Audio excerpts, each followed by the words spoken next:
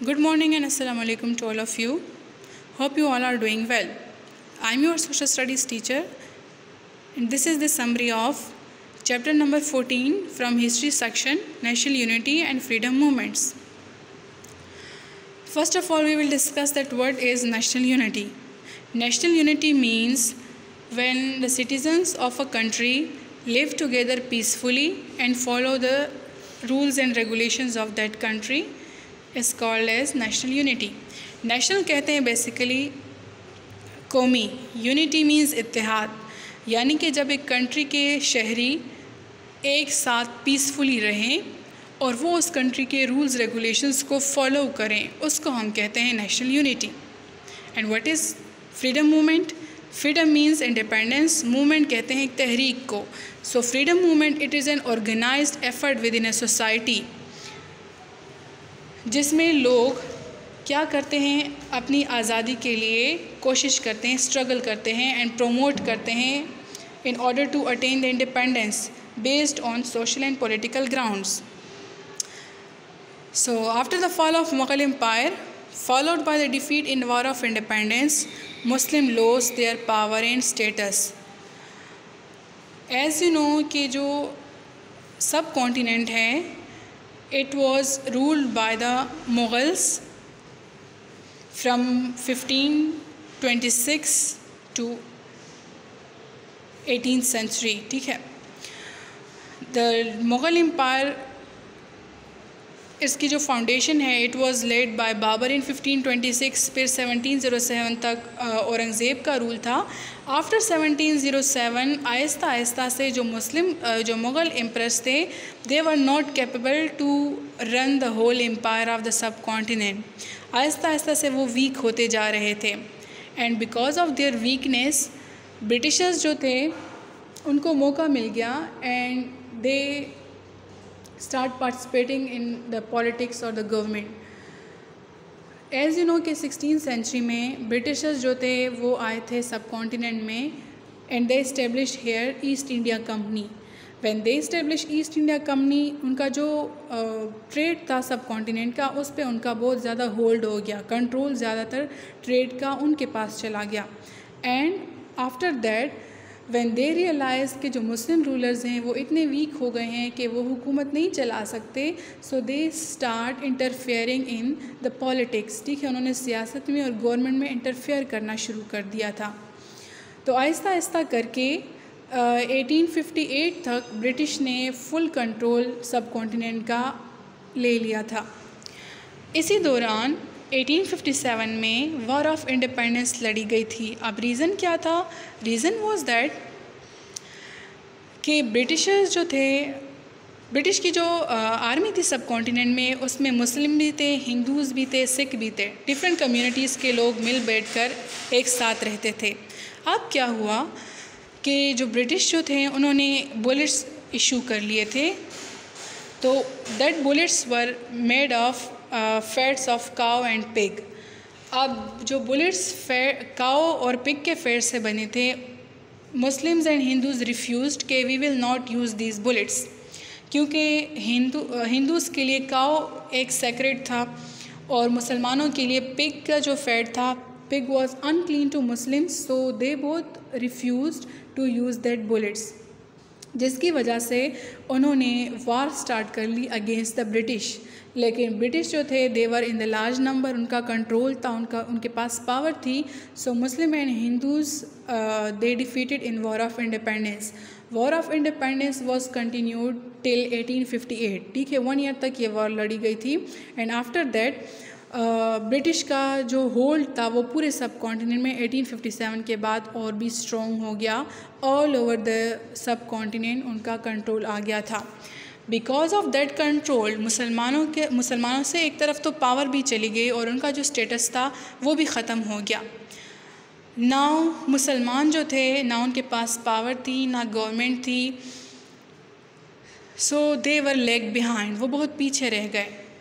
जब ब्रिटिशर्स ने कंट्रोल यहाँ का हासिल कर लिया सब कॉन्टिनेंट का, so they introduced British form of education. Britishers ने अपने जो एजुकेशन है उसको इंट्रोड्यूस कर लिया सब कॉन्टिनेंट में. जब उन्होंने इस एजुकेशन को इंट्रोड्यूस कर लिया तो मुसलमानों ने रिफ्यूज़ कर लिया कि हम अंग्रेज़ों की तालीम हासिल नहीं करेंगे, बिकॉज़ के उनका जो एजुकेशन है that is completely different from theirs. So उन्होंने रिफ्यूज़ कर लिया कि हम ब्रिटिश टाइप ऑफ एजुकेशन को एक्सेप्ट नहीं करेंगे क्योंकि वो अंग्रेज़ों की तालीम है। ऑन अदर हैंड जो हिंदूज़ थे दे सीज द अपॉर्चुनिटी, ठीक है, उन्होंने उस अपॉर्चुनिटी को होल्ड किया, उन्होंने एक्सेप्ट कर लिया ब्रिटिश एजुकेशन को, जिसकी वजह से उनको आहिस्ता आहिस्ता से वो इंग्लिश लैंग्वेज भी लर्न कर ली, उनके एजुकेशन को भी एक्सेप्ट कर लिया, तो उनको ब्रिटिशर्स का फेवर मिल गया। तो उस फेवर के बेस पे they got the important positions in government and industries. उनको इंडस्ट्रीज़ और जो गवर्नमेंट की जॉब्स थी उनमें इम्पॉर्टेंट जॉब्स मिल गई। ऑन अदर हैंड मुसलमानों ने as the rejected the education, तो मुस्लिम्स के पास कोई जॉब्स नहीं थी। सो एट दैट टाइम मुसलमान जो थे वो बहुत पीछे रह गए, एजुकेशनली भी पावर भी उनके पास नहीं था, so they were completely lag behind. अब इस सिचुएशन में there were some Muslim leaders like sir Syed Ahmad Khan, Maulana Mohammad Ali Jauhar, Allama Iqbal and many others. उन्होंने रियलाइज़ कर लिया मुसलमानों के सिचुएशन को कि मुसलमान जो है वो हर लिहाज से हिंदू से भी पीछे रह गए। So these leaders contributed in awakening of Muslims and giving back them their pride and status. अब इन लीडर्स ने कोशिशें की कि मुसलमानों को दोबारा से जगाया जा सके, that they should get the education, और अपनी जो ग्लोरियस पास्ट है, बजाय इसको कि वो मुसलमान अपने पास्ट को देखें और उसको ही याद करके रोएं। सो इट्स बेटर कि मुसलमान जो है वो अपने फ्यूचर को देखें कि आगे हम क्या करेंगे मुस्तकबिल में हम, in order to get the status and power back.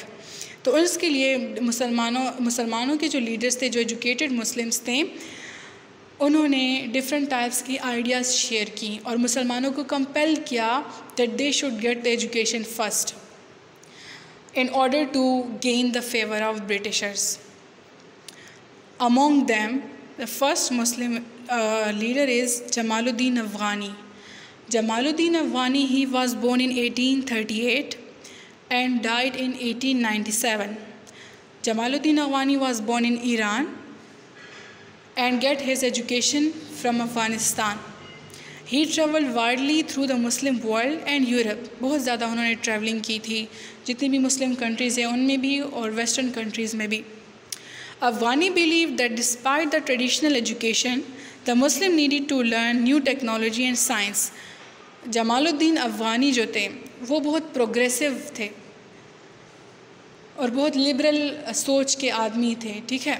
तो दैट्स वाई ही बिलीव्ड के बजाय इसके कि ना सिर्फ मुसलमान ट्रेडिशनल एजुकेशन हासिल कर लें, ट्रेडिशनल एजुकेशन मींस के जो बेसिक एजुकेशन है, उस टाइम पे लोग जो हैं वो बेसिक एजुकेशन कुरान की और कुरान सीखते थे, अरबिक लैंग्वेज सीखते थे, और जो प्राइमरी एजुकेशन है जस्ट वो ही सीखते थे।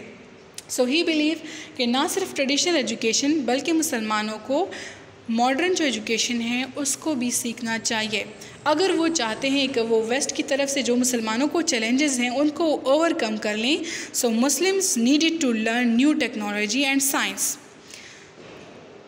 क्योंकि उस टाइम पे बहुत सारे मुस्लिम कंट्रीज़ जो थे वहाँ पर वेस्टर्न कंट्रीज़ का होल्ड था। सो उन्होंने ये आइडिया दिया था कि अगर हम वेस्ट की तरफ से जो चैलेंजेस हैं उनको अगर हम ख़त्म करें या उसका मुकाबला करें, उनको कम्पीट करें, तो हमें चाहिए कि न्यू टेक्नोलॉजीज़ को भी देखें, उनको भी पढ़ें और साइंस को भी लर्न करें। On other hand he believed in pan Islamism. Pan Islamism का कंसेप्ट उन्होंने दिया था। What is pan Islamism? Pan Islamism is a concept जो कि ये कहता है कि जितने भी मुस्लिम कंट्रीज़ हैं थ्रू आउट द वर्ल्ड उन सबको यूनाइट होना चाहिए एक सिंगल कम्युनिटी में। जितनी भी मुस्लिम कंट्रीज़ हैं दे शुड यूनाइट टुगेदर और उनको एक उम्मत बनानी चाहिए, यानी कि वो खिलाफत का कंसेप्ट देते हैं, कैलिफेट का कंसेप्ट देते हैं कि जितनी भी मुस्लिम कंट्रीज़ हैं वो एक साथ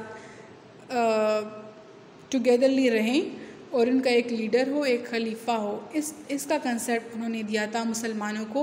इफ़ दे वांट कि वेस्टर्न जो इन्फ्लुएंस है या वेस्टर्न कंट्रोल जो है उसको अगर ख़त्म करें तो मुसलमान कंट्रीज़ को चाहिए कि वो एक साथ मिलकर रहें। He supported a parliamentary style of government which give voice to the common man and limited the power of rulers। उसके साथ साथ जमालुद्दीन अफ़गानी ने पार्लियामेंट्री स्टाइल ऑफ गवर्नमेंट को सपोर्ट किया। What is parliamentary style of government? Parliamentary style of government में जो power है वो कॉमन मैन के पास होती है, यानी कि आम जो सिटीज़न जो शहरी हैं उनके पास होती है। पार्लियामेंट्री फॉर्म ऑफ गवर्नमेंट में जो आम लोग होते हैं वो अपने लिए ख़ुद लीडर्स को सेलेक्ट करते हैं थ्रू वोटिंग। अब जो लीडर्स को वो सेलेक्ट करते हैं वो फिर पार्लियामेंट में जाते हैं, ठीक है, उस पार्लियामेंट के मेंबर्स बनते हैं। वहाँ जाकर वो लेजिस्लेशन करते हैं, लेजिस्लेशन बनाते हैं, न्यूज़ लॉज बनाते हैं, रूल्स एंड रेगुलेशंस बनाते हैं in order to run the country. तो उन्होंने सपोर्ट किया पार्लियामेंट्री स्टाइल ऑफ गवर्नमेंट को, जिसमें ज़्यादा जो पावर है वो एक आम आदमी के पास होती है, because he has the right to vote. तो वो वोटिंग के ज़रिए वो अपने लिए रूलर सेलेक्ट कर सकता है। ऑन अदर हैंड उन्होंने ये कहा कि पार्लियामेंट्री स्टाइल ऑफ गवर्नमेंट भी होनी चाहिए और जो उस कंट्री के रूलर्स हैं, यानी कि जो हेड्स हैं, चाहे वो प्रेसिडेंट है, प्राइम मिनिस्टर है, जो भी रूलर है, किंग है, उसकी जो पावर है उसको कम करना चाहिए। लिमिटेड पावर होनी चाहिए एक रूलर के पास, और जो ज़्यादा मेजॉरिटी पावर है वो आम आदमी के पास होनी चाहिए कि वो अपनी मर्ज़ी से अपने लिए सेलेक्ट कर सके रूलर्स को। Beside that he was strongly in the favour of इज्तिहाद। बहुत ज़्यादा फेवर था उनका कि इज्तिहाद हो, यानी इज्तिहाद मीन्स के इफ़ इन केस अगर कोई एक प्रॉब्लम अराइज़ होता है, कोई एक ऐसा मसला आता है जिसका डायरेक्टली हल हमें कुरान में नहीं मिलता, ना हज़रत मोहम्मद सल्लल्लाहु अलैहि वसल्लम की ज़िंदगी से हमें मिलता है, सुन्नत में नहीं मिलता, तो फिर उलमाए कराम जो है वो मिल बैठ कर उस पर डिस्कशन करते हैं and in the light of Quran and सुन्ना वो उस प्रॉब्लम का हल निकालते हैं। दैट इज़ कॉल्ड एज इज्तिहाद। तो उन्होंने भी ये कहा था कि he was in a favour कि इज्तिहाद हो। बहुत सारे मसलों में अगर हमें डायरेक्टली हल नहीं मिलता कुरान और सुन्नत से, तो हमें चाहिए कि हम इज्तिहाद की तरफ जाएँ और अपने लिए उसका हल निकालें। So he was strongly in a favor of ijtihad in Muslim thought and in interpretation of Islamic laws. Afghanis also called for the national independence and made him popular with younger educated Muslims. उसके साथ साथ जमालुद्दीन अफ़गानी ने जितने भी उस time youth थी, मुस्लिम educated लोग जो थे, उनको आइडिया दिया था नेशनल इंडिपेंडेंस का। नेशनल इंडिपेंडेंस मींस कि वो अपने लिए आज़ादी हासिल करे फ्रॉम द वेस्टर्न कंट्रीज़। उस टाइम में बहुत सारे जो कंट्रीज़ थे उन पर वेस्टर्न कंट्रीज़ का होल्ड था, जितने भी मुसलमान कंट्रीज़ हैं। फॉर एग्ज़ाम्पल लीबिया में इटली का होल्ड था, इजिप्ट पे ज़्यादा होल्ड फ्रांस का था, यहाँ सब कॉन्टिनेंट में ब्रिटिशर्स का होल्ड था। तो उन्होंने यहाँ जितने भी इस रीजन के मुस्लिम कंट्रीज़ हैं उनके यूथ को ये मैसेज दिया कि आप अपनी आज़ादी के लिए कोशिश करें, स्ट्रगल करें in order to attain independence from the western countries. So this was all about today's lecture. Thank you and have a nice day to all of you.